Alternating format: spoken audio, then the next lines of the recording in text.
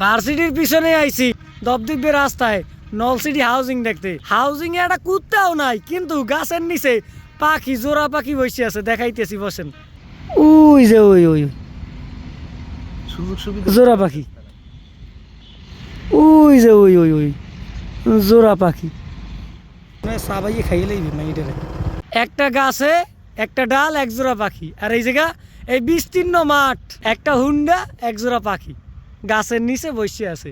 সব ধরনের সুযোগ সুবিধা ভোগ করতে আছে, একদম ফ্রি, নয়েস ফ্রি, কেউ জিগেও না। একটা খয়রাত ইয়েও কয় না, দুইটা খয়রাত দেন।